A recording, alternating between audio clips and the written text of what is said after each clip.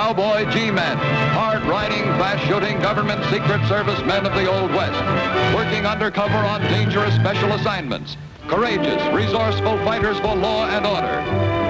The Cowboy G-men in Gypsy Traders, starring Russell Hayden as Pat Gallagher and Jackie Coogan as Tony Crockett. In the fall of 1888, a band of gypsies made camp in the northern hills of the great Montana Territory.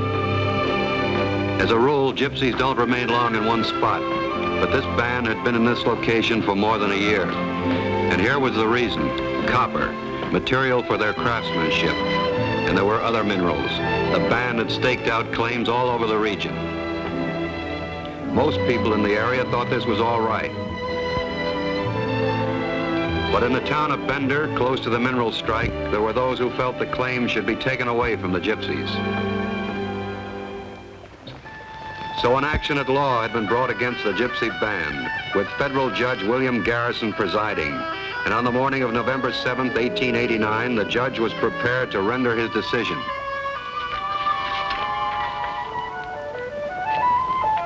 Mr. Boyd. Be right there, Your Honor. You've got nothing to worry about. You or your people. Everything's going to be fine. I'm sure of it, Mr. Boyd. Thank you. Pardon me a minute, will you, please? Yes, Judge, what is it? Mr. Boyd, this case never should have come to court in the first place. The defendants may be gypsies, but most of them were born in this country. They're American citizens, and they have every right to those mineral claims. I'm sure you're right. Then you might have done a better job in representing them. In my opinion, you've let your clients down badly. I don't know what your motives are, Mr. Boyd, but I consider your work to have been very poor procedure. Fortunately, however, there are federal laws that protect such people. Now, you may tell your clients that I'll render my decision at 1 o'clock sharp.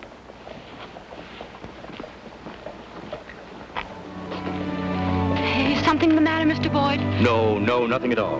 The judge wants us back at 1 o'clock. I'll see you then. Bye. Bye.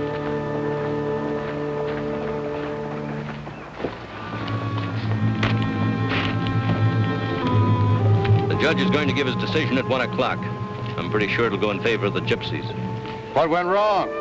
Thought you were going to be able to throw that case. I tried, but it didn't work. We've got to stop that decision from being made, that's all.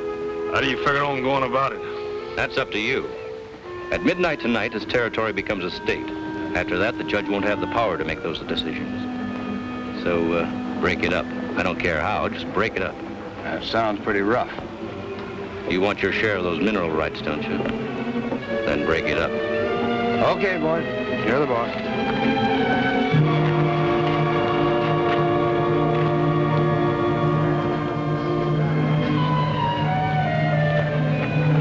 What's the meaning of all this? Sorry, Judge, you can't hold court at this place anymore. Well, you're wrong about that, Marshal. I have until midnight tonight.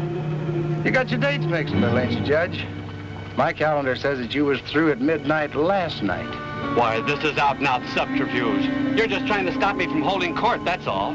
That's right, Judge. And you might as well forget it. I've been expecting something like that.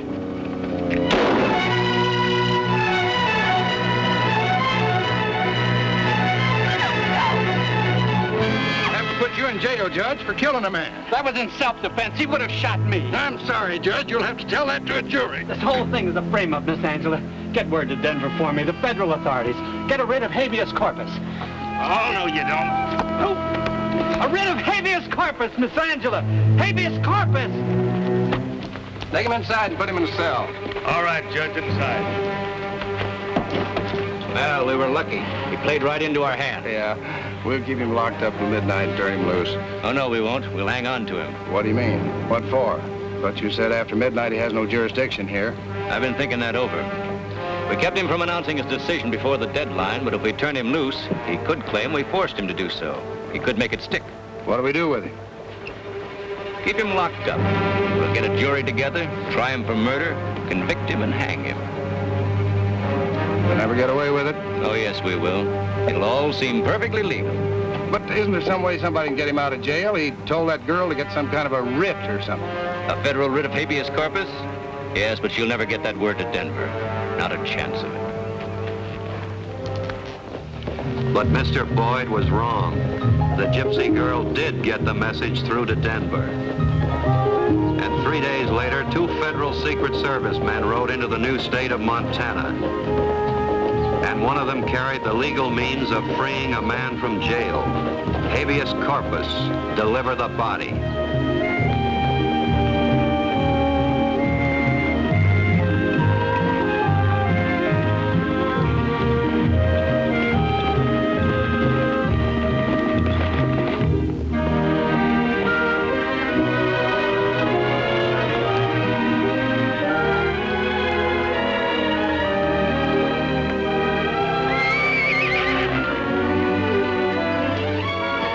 We're looking for an Angelus Monroe. I'm Angela Monroe. How do you do? My name's Pat Gallagher. This is my partner, Stoney Crockett. How you doing, ma'am? We're government agents. I'm very happy to see both of you. This is Mr. Boyd, my attorney. How do you do? Well, Angela, I have to get back to town. I have some business to take care of. See you later. Good day.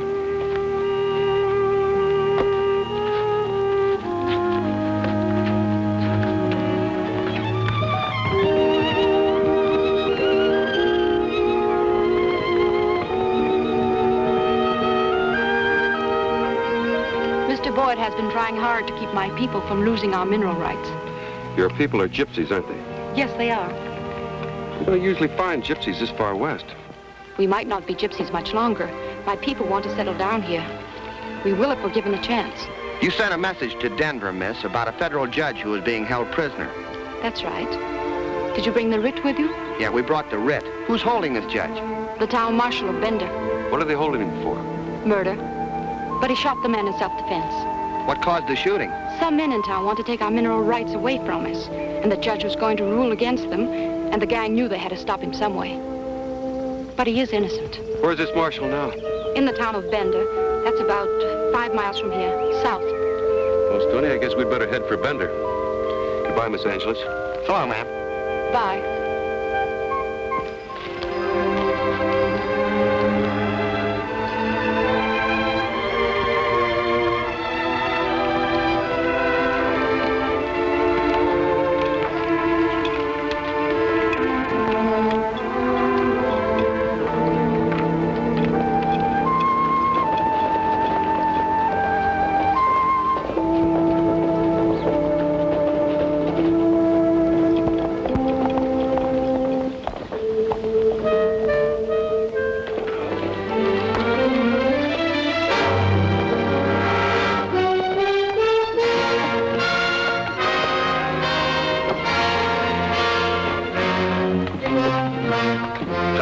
Men riding in. They've got a writ. They're going to try and take the judge. I thought you said they couldn't get a writ. Never mind that. Go get the judge. Bring him out the back way and take him here to the saloon. All right. You two stall those federal men. Here they come now.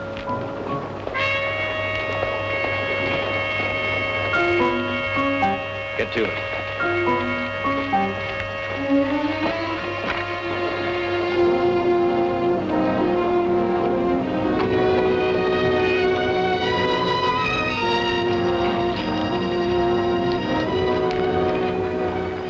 Just a minute.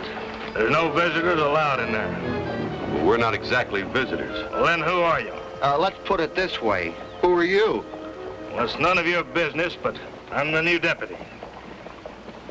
Where's the marshal? I don't know. Is he in there? I've told you once I didn't know. Well, if you don't know, you shouldn't mind if we go in and take a look. Listen, if you two keep on making a pest of yourself, I'm going to lock you up. I wouldn't try that if I were you. Yeah? Then maybe you ought to try this.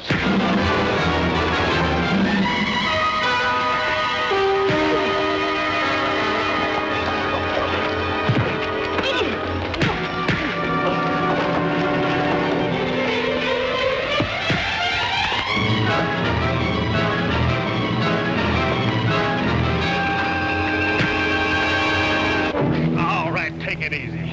Stoney, take a look inside that jail.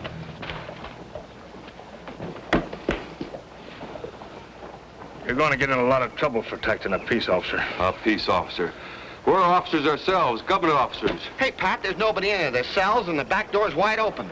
I think this whole thing was started just to stall for time. What'd they do with Judge Garrison? I don't know what you're talking about. Where's the marshal? Come on, start talking before I really get rough. Well, you might take a look for him over in the saloon. That's better.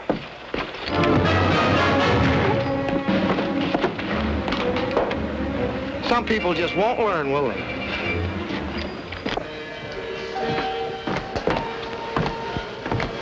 I got him tied up back there, but we ought to get them federal men out of town somehow. Stop worrying. We'll get him out of town, all right.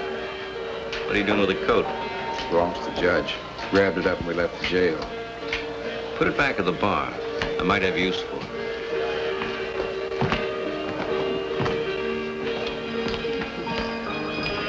Well, Mr. Boyd. Hello, Mr. Gallagher. Mr. Crockett. Howdy. Have a drink. No, thanks. We never use it. We're looking for the town marshal. Well, he's right over there. You looking for me? Yes.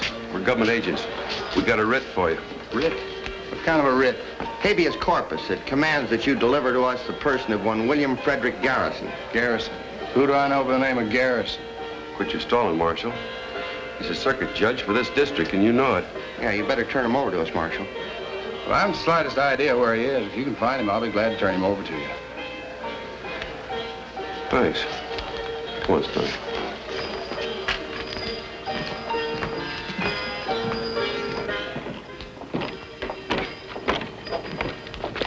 Stoney, I've got a feeling they're lying. I got the same feeling.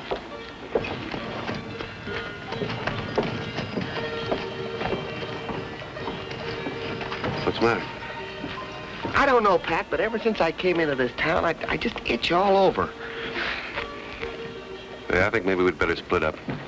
I'll go over to the courthouse and see if they made out a deposition. All right, now I'll go over to the post office and ask a few intelligent questions. Right. See ya. They're going to keep looking. They're going to look real hard. Now, we got to get them out of town somehow. Find Gomez and that other fella for me. I told you to stop worrying. I'll get him out of town.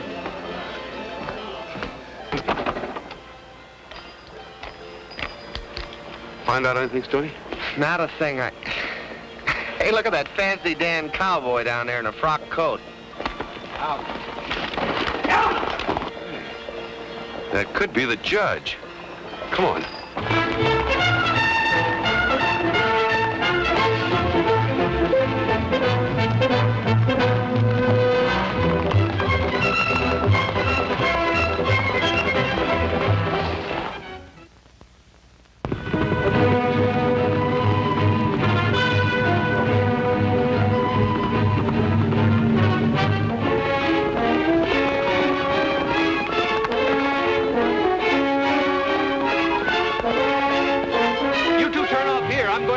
Gypsy camp.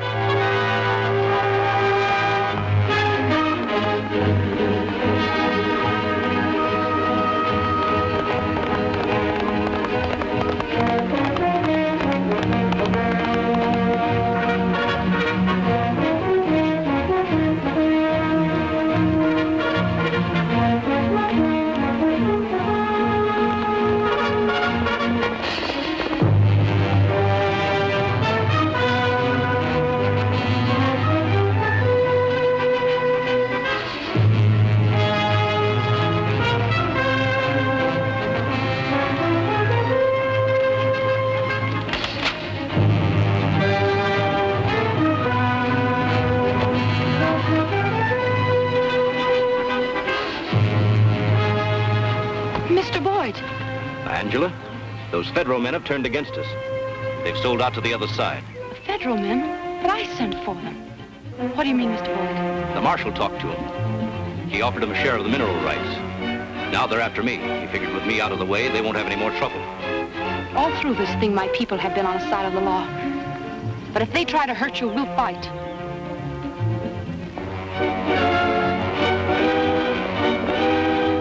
I'll go get help. I'm not going to let them take you.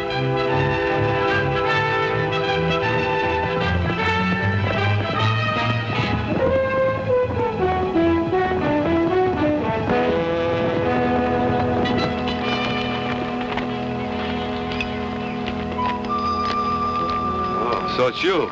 That's right. Who'd you expect? You in the habit of wearing a frock coat, Mr. Boyd? What do you mean by that? Well, you know what I mean by that. I don't think a frock coat looks good on an attorney. That's more what a judge would wear.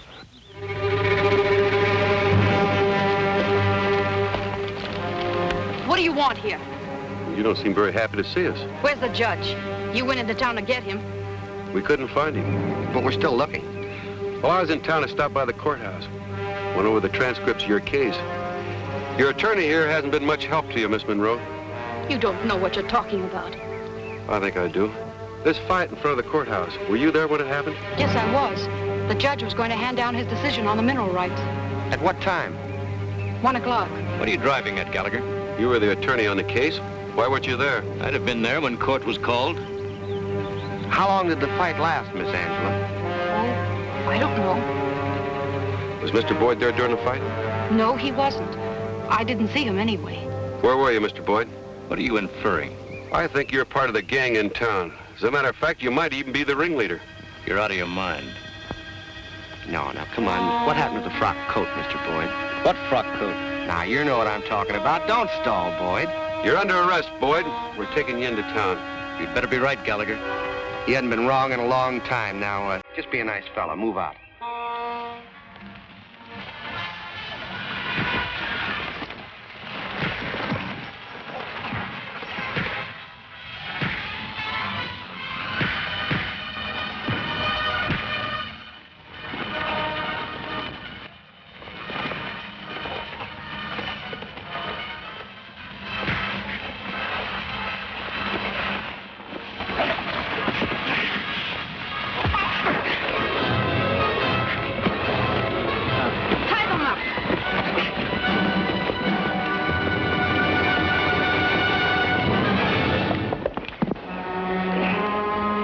So she's on our side, eh? Well, I'm glad she's not against us. What's the pitch, Pat? Boyd must have sold her quite a story. We're sure in a real mess. You lawmen, always ready to arrest the wrong victim. Now, you listen to me. Boyd's selling you a bill of goods. He's framing you and your people, and we can prove it. You thought you could cheat my people, you and the rest of them. Well, you're wrong. Our men are riding into town right now, and they're going to bring back Judge Garrison if they have to fight to do it. What about Boyd? He ride in with them, too? Mr. Boyd rode on ahead to be our advisor against you and your partner. How much of a fool could you be? Boyd set up an ambush for your men. They don't have a chance. You don't have a chance. You'll see. The camp's clear. You got the knife? Yeah. In my boot. The top one. Get it? Yeah.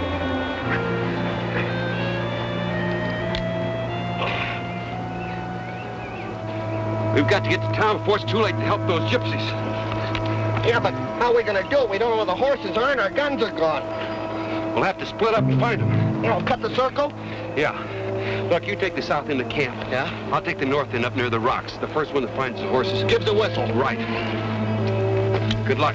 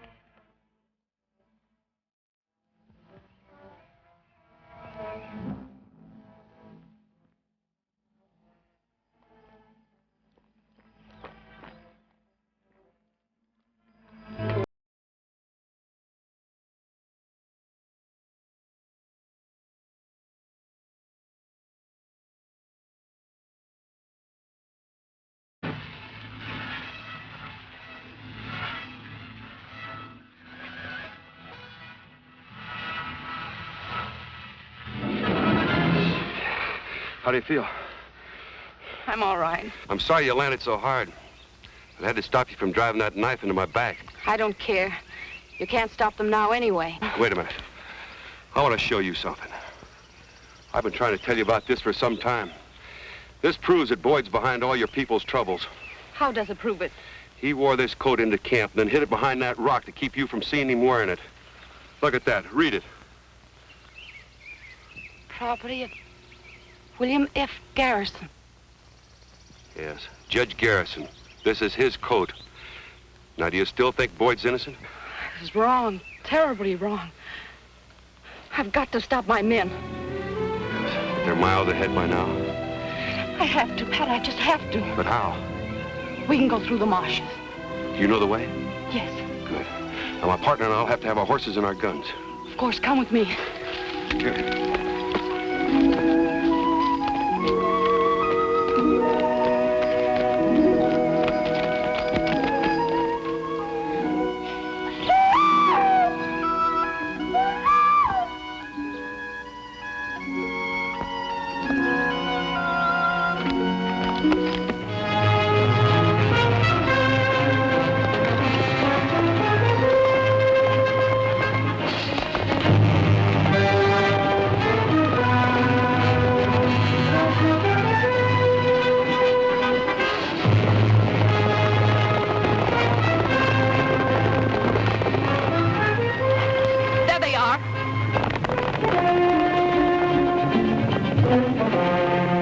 People, you head down there and turn them back to camp. Stoney and I'll ride into town. Alone? Yeah, getting the judge is our business. We'll take care of it.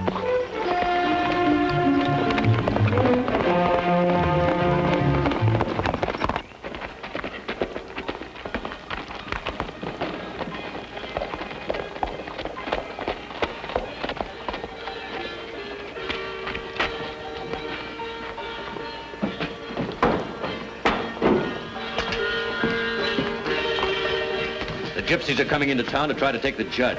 Get the men ready. We want to be waiting for them. Oh, and have the judge outside when they get here. As soon as the shooting starts, make sure he gets the first bullet. That way, we can blame it on those federal men. Well, that's a good idea. That'll save us the trouble of rigging a trial.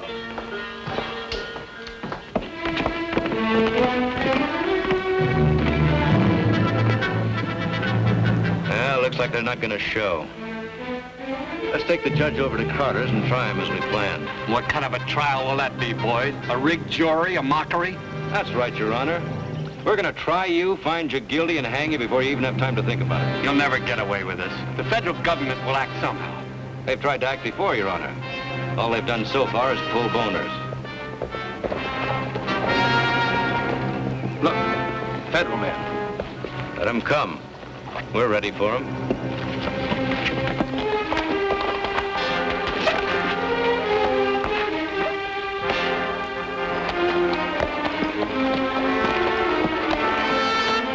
Not again, Stone. Every time I get near this town, I start to itch.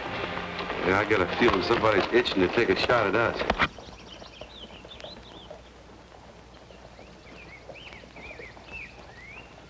Come on. One word out of you and you get a bullet right through your head.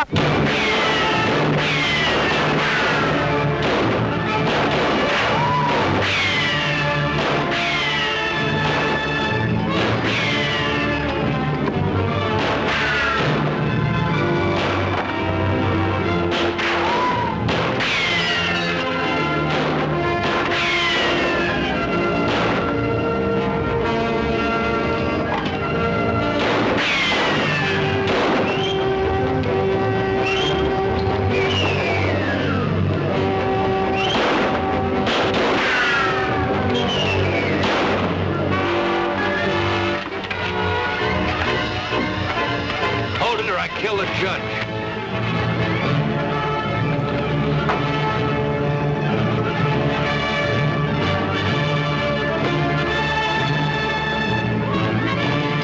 You better look behind you, Boyd.